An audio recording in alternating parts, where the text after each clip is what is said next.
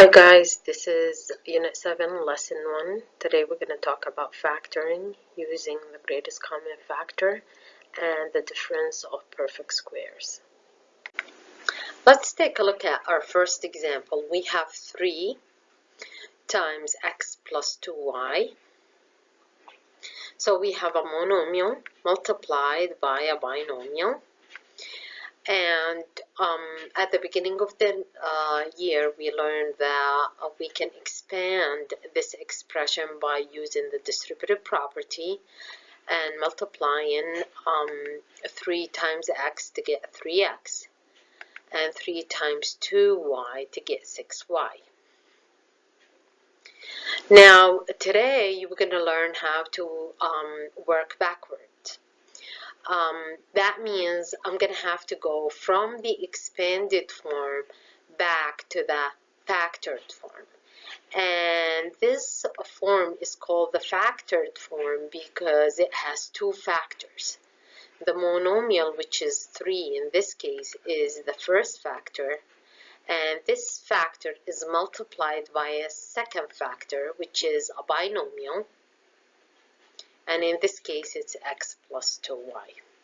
So to be able to work backward, I need to think about each term and breaking each term into smaller components to find the common factor between both terms. So in this case, I know that 3 times or 3x is 3 times x.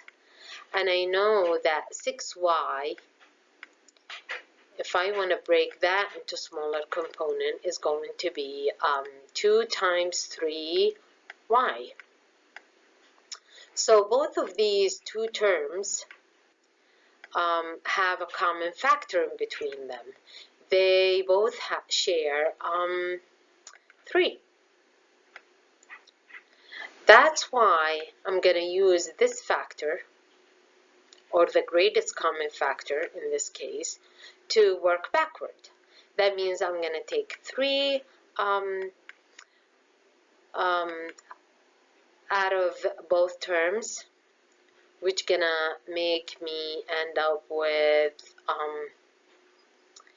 x in the second factor, because 3 times x is 3x, and I'm gonna end up with 2y because 3 times 2y equals 6y, which is exactly what I have here left after I took out 3 from both terms.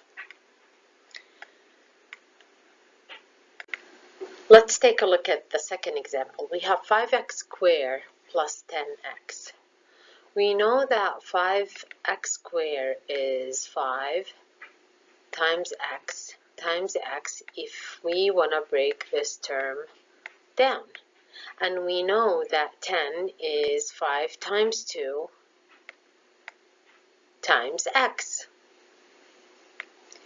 So if we look at these 2 terms, we'll find out that they share together. They share 5 together, and they share an x together. So I can consider 5x the greatest common factor between 5x squared and 10x. So if I take 5x out of each one of these 2 terms, I'm going to end up with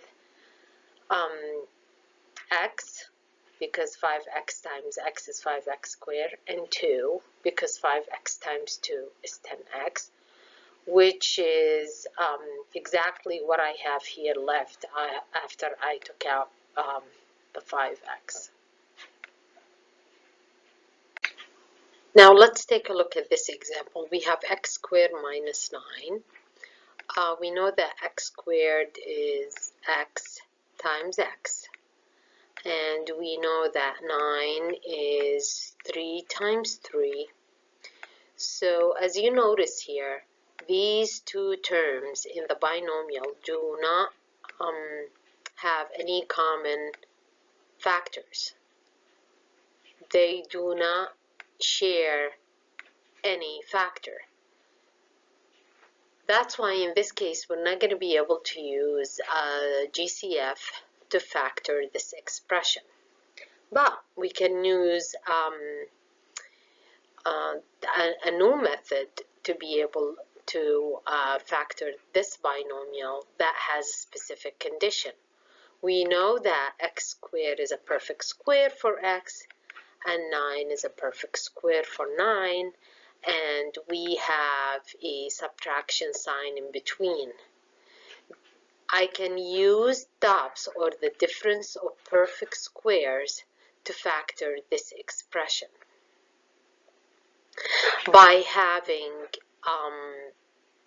the x in each factor and the 3 in each factor, and the only thing I need to add to these two factors to complete them is a plus sign in one factor and a minus sign in the other factor, and I end up with two factors, two binomial factors that belong to this expression.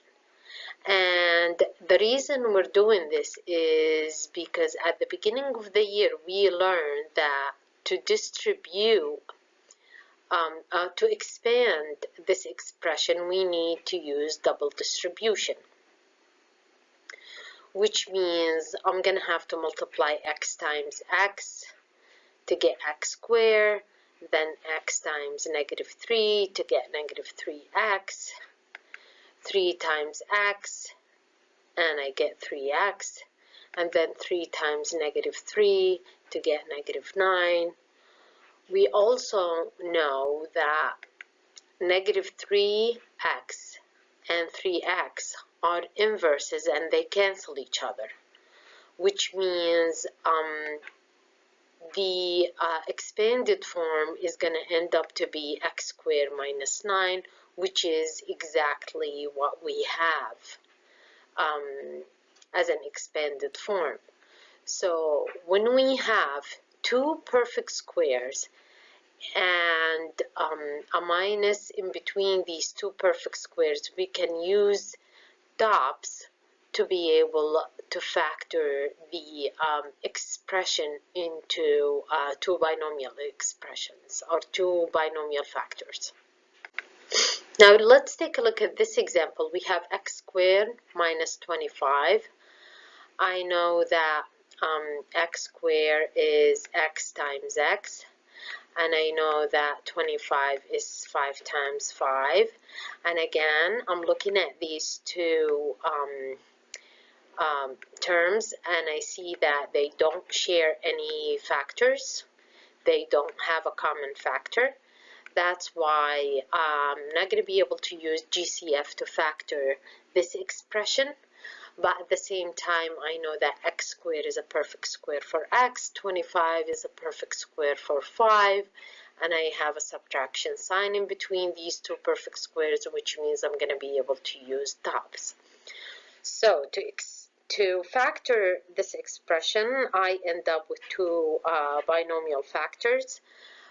In each one of these binomial factors, I'm going to have x, and I'm going to have 5.